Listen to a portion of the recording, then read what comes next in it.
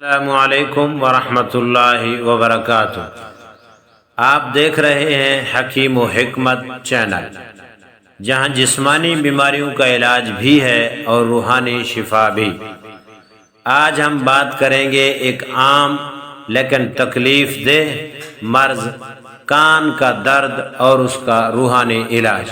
جب دوا سے فائدہ نہ ہو یا درد مسلسل ہو تو قرآن کی روشنی میں روحانی علاج ہمیں اللہ کی طرف متوجہ کرتا ہے۔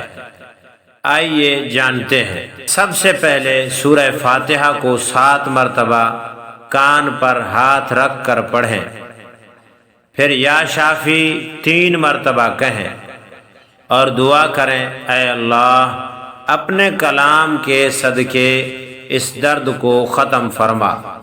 حضرت جبرائیل علیہ السلام نے نبی کریم صلی اللہ علیہ وسلم پر دم کیا تھا، بسم اللہ ارقیک من کل شیء یؤذیک، اللہ کے نام سے میں تجھے دم کرتا ہوں ہر اس چیز سے جو تجھے تکلیف دیتی ہے۔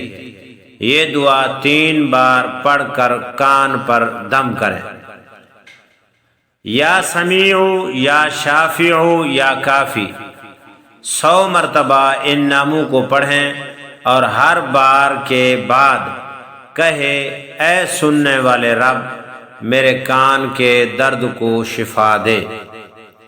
یاد رکھیں، اللہ کا کلام شفا ہے، اور جو اللہ پر بھروسہ کرے اللہ اسے کبھی مایوس نہیں کرتا۔ یا رب کریم، جو کوئی بھی کان کے درد میں مبتلا ہو اسے مکمل شفا عطا فرما۔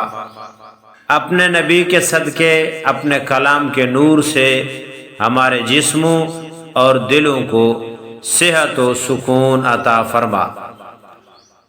اگر آپ کو یہ روحانی علاج اچھا لگا تو اسے دوسروں تک بھی پہنچائیں، شاید کسی کو اس کے ذریعے شفا مل جائے۔